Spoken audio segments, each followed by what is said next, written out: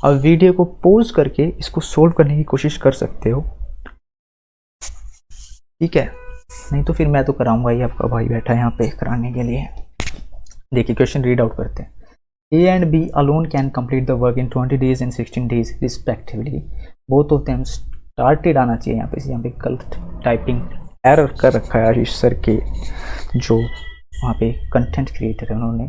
Both of them started working together and after D days both of them left the job and the remaining work is done by C alone in 4 days. Find the value of D if C is 25% more efficient than A. तो देखो A और B का हमको वो दे रखा है कि कितने कितने दिन में करते हैं, ए और बी का कितने कितने दिन में करते हैं, हमको ये गिवन है, ठीक है। तो ए तो जो हम वर्क डन मानेंगे हम इसका एलसीएम मानते हैं, 20 और 16 का एलसीएम क्या हो जाएगा, बड़े वाले नंबर से मल्टीपल लेके चलो और दोनों से वो होना चाहिए, जैसे कि 20 दूनी 40, 16 से डिवाइड नहीं होता, 20 3 60, 16 से डिवाइड नहीं होता, 20 चौक 80, 16 से डिवाइड होता, तो 80 इनका एलसीएम आ गया, ठीक है। तो हमने टोटल वर्क मान लिया, यहाँ पे लिख देते हैं टोटल वर्क हम मानते हैं 80 यूनिट, ओके। तो ए 20 दिन में 80 यूनिट वर्क कर देता है, एक दिन में कितना कर देगा 4, यानी ए की एफिशिएंसी आ गई 4, ठीक है। बी 16 डेज में 80 यूनिट वर्क कर देता है, यानी कि एक दिन में कर देगा 5 यूनिट, तो बी की एफिशिएंसी आ गई 5 की। लास्ट ये लाइन आप ध्यान से पढ़ सकते हो, यहाँ पे लिख रखा है कि सी इज़ 25% मोर एफिशिएंट देन ए, यानी कि ए जितना एफिशिएंट है उससे 25% ज़्यादा एफिशिएंट सी है। तो 25% क्या होता है 1/4, ए की एफिशिएंसी है 4, तो 1/4 ऑफ 4 क्या होगा 1, यानी ए से 1 यूनिट ज़्यादा एफिशिएंट। ए 4 यूनिट है तो सी कितने यूनिट एफिशिएंट हो जाएगा, उससे 1 यूनिट ज़्यादा, यानी कि सी हो जाएगा 5 यूनिट। अब हमको कंडीशन क्या बोल रखा है, both of them started working together and after the days both of them left the job and the remaining work is done by C alone in 4 days. तो सी अलोन इन 4 डेज, यहाँ से हमको एक वो मिला point, तो C alone 4 days में कितना वर्क कर देगा, सी अलोन कितना वर्क कर देगा, तो सी के द्वारा 4 दिन में कितना काम हो जाएगा, 5 की एफिशिएंसी से, तो 5 × 4 यानी कि सी ने 20 यूनिट्स वर्क कर दिया 4 दिन में, ठीक है, 4 दिन में 20 यूनिट्स वर्क कर दिया। अब जो रिमेनिंग वर्क बचा वो 60 यूनिट बचा, जो कि ए और बी ने मिलकर करा था डी दिन के लिए। हमको डी की वैल्यू बतानी, ए और बी की एफिशिएंसी कितनी आ जाएगी बेटा, अब बेटा बोल दूँ यार बार बार, ए प्लस बी की एफिशिएंसी आ जाएगी 9, क्योंकि 4 + 5 9 हो जाएगी, तो 9 की एफिशिएंसी से 60 यूनिट वर्क कितने दिन में वो कर देंगे। जो इसका आंसर आएगा वो आएगा 3 से कैंसिल आउट हो जाएगा, 20/3 डेज, ये हमारा आंसर आ जाएगा, जो कि ऑप्शन नंबर बी है, ठीक है, ऑप्शन नंबर बी है। आई होप कि आपको समझ में आ गया होगा, अगर समझ में नहीं आया होगा तो आप कमेंट कर सकते हो, ठीक है। अगले क्वेश्चन की तरफ हम चलते हैं। क्वेश्चन नंबर 2 हमारे आगे क्या बोलता है, रोहित इन्वेस्टेड ₹4900 यानी 4900 इन ए बिजनेस फॉर 12 months.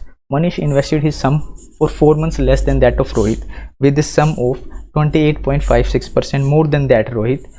थोड़ी इंग्लिश में मुझे दिक्कत लग रही है इन क्वेश्चन पर, चलो कोई नहीं, हमको तो क्वेश्चन सॉल्व करना है। If the profit received by Manish is ₹600 then find the profit received by Rohit.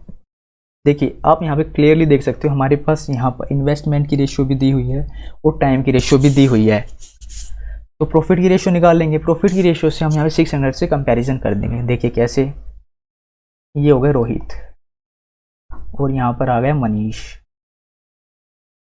ठीक है। तो यहाँ इन्वेस्टमेंट की रेशियो लिखते हैं हम और यहाँ लिखते हैं हम टाइम की रेशियो, ठीक है। इन्वेस्टमेंट करी 4900 रोहित ने, इससे 28.56% ज़्यादा, 28.56% क्या होता है 1/7 होता है आपका 14.28%, तो 2/7 कितना हो गया 28.56%, 2/7 28.56%, ठीक है।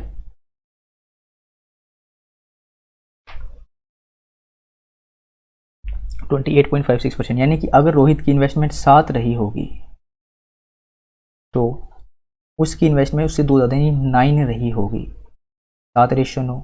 अगर हम एग्जैक्ट भी लिख सकते हैं यहाँ पे, पर एग्जैक्ट की जरूरत नहीं है, हमारे को बस ये रेशियो चाहिए थी 7:9। 7 की वैल्यू 4900 कंपेरिजन करेंगे जब 700 आएगी, और 9 × 700 कितना हो जाएगा 6300, यहाँ से ये रेशियो क्या आ गई हमारी 7 रेशियो, नो इन्वेस्टमेंट की रेशियो, ठीक है। टाइम की रेशियो क्या दी हुई है हमको, टाइम की रेशियो बोला हुआ है Manish invested his sum for 4 months less than that of Rohit. Rohit 12 months के लिए करता है और वो 4 मंथ्स कम के लिए करता है, यानी रोहित ने 12 मंथ के लिए लिया, 4 मंथ कम यानी कि 8 मंथ्स। तो यहाँ से टाइम की रेशियो कितनी आ गई, 4 से कैंसिल आउट कर देते हैं, 3:2। तो टाइम की रेशियो पता है हमको, इन्वेस्टमेंट की रेशियो पता है, तो प्रॉफिट की रेशियो आ जाएगी यहाँ से, प्रॉफिट की रेशियो दोनों को मल्टीप्लाई कर देंगे। प्रॉफिट की रेशियो क्या आ जाएगी, प्रॉफिट की जो रेशियो आएगी वो आएगी 7 या 21 रेशियो 9 दूनी 18, 3 से कैंसिल आउट हो जा रहा है, 3 7 21, 3 6 18, यानी कि 7:6 की रेशियो आ गई प्रॉफिट की। अब बोला गया है हमको कि मनीष का जो प्रॉफिट है वो 600 रुपीज़ है। 6 यूनिट से हम 600 कंपेरिजन कर देंगे विच इज़ 100 टाइम्स, तो यहाँ से हमको रोहित का प्रॉफिट मिल जाएगा जो कि 100 टाइम्स ही होगा, ठीक है।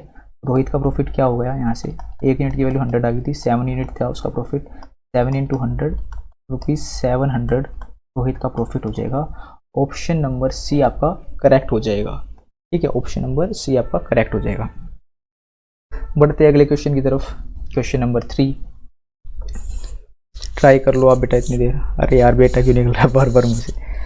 The ratio of cost price and selling price of an article is 7:10। 7:10 क्या दे रखा है आपको, सीपी की रेशियो दे रखी है एसपी के साथ, कितनी दे रखी है आपको, 7:10, ओके 7:10 ये रेशियो दी हुई है। The article was marked by 83.33% about the cost price and sold after giving ₹340 discount, find the cost price of the article. देखो या जो मार्किंग अप करी गई है, मार्किंग अप का मतलब है कि सीपी और एमपी की आपको रेशियो दे दी गई यानी मार्क प्राइस की, तो 83.33% कितना होता है भाई, 8.33% पता है हम सबको कितना होता है, 1/12 होता है।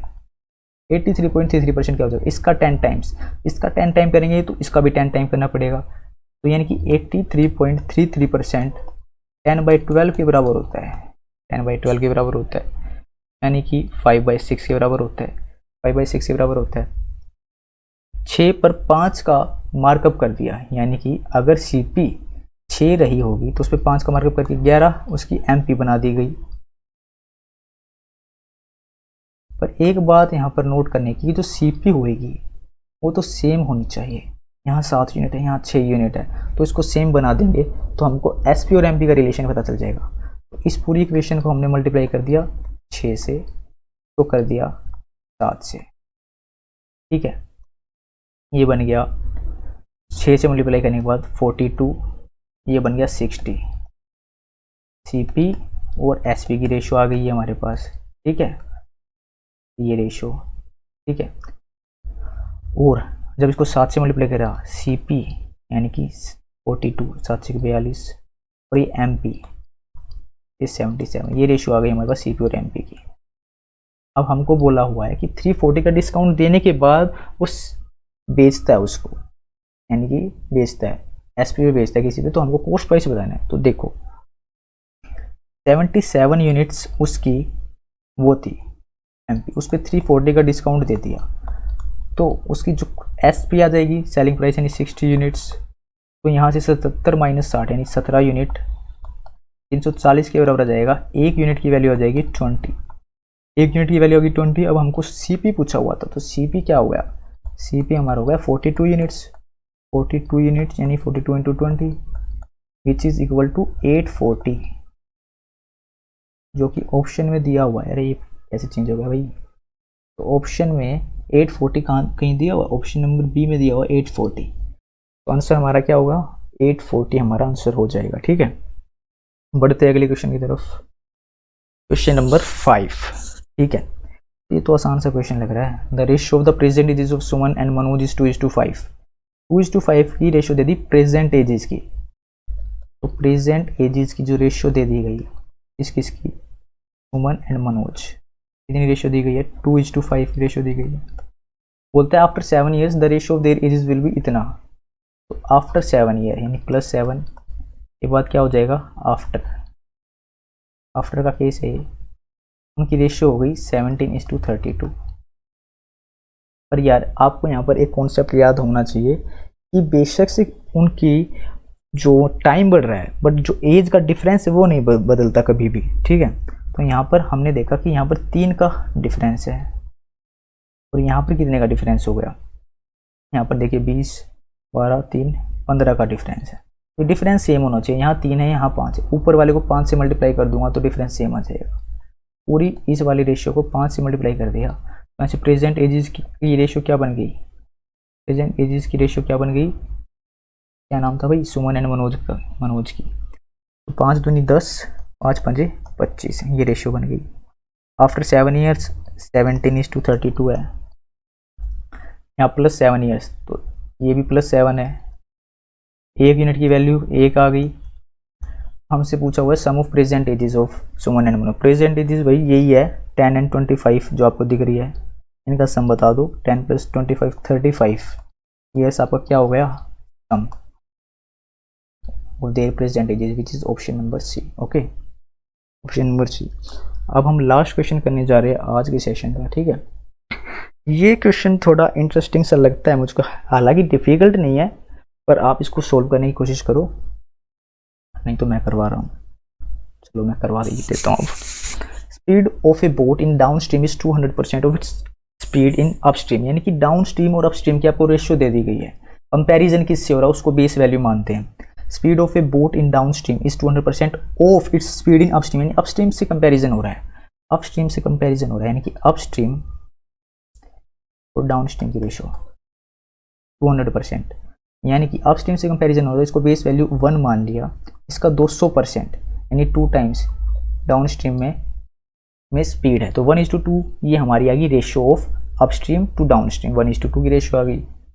अब हमको क्या दिया हुआ है, if the boat can cover 440 kilometre in upstream in 22 hours and then find the time taken by the boat to cover 240 kilometre in still water. तो हमको एक तरीके से बोलना चाहता है कि आपको v की वैल्यू निकालनी है, v की वैल्यू यानी कि स्टिल वाटर में बोट की स्पीड 440 किलोमीटर अपस्ट्रीम जाता है 22 घंटे में। तो अपस्ट्रीम की क्या स्पीड है, अगर मैं इसको x मान लूँ और इसको x मान लूँ, 1x और 2x यानी x और 2x की रेशियो आ गई आपकी। तो x स्पीड से 4 को, इस स्पीड का फॉर्मूला क्या होता है आपको, speed equal distance upon time होता है, टाइम यहाँ से क्या आ जाएगा डिस्टेंस अपॉन स्पीड, कुछ भी कर सकते हैं। तो स्पीड हमारी क्या है x स्पीड से डिस्टेंस उसने ट्रैवल करा 440, अपस्ट्रीम तो x ही है ना भाई, तो 22 आवर्स में कर लिया, यानी कि x की वैल्यू आ गई 20, x की वैल्यू आ गई 20। इसका मतलब अपस्ट्रीम में उसकी स्पीड है 20, डाउन स्ट्रीम में उसकी स्पीड है नहीं 2 गुना में x यानी कि 40 kmph यानी किलोमीटर प्रति घंटा। अब देखिए के लिए तो मुझे एक पेज और लेना पड़ेगा, रुक जाइए अगले पेज समझा देता हूँ। देखिए भाई अपस्ट्रीम की वैल्यू आई थी 20, डाउन स्ट्रीम की वैल्यू आई थी 40। अपस्ट्रीम क्या होता है एक्चुअली, अपस्ट्रीम होता है v माइनस एस और ये होता है v+s,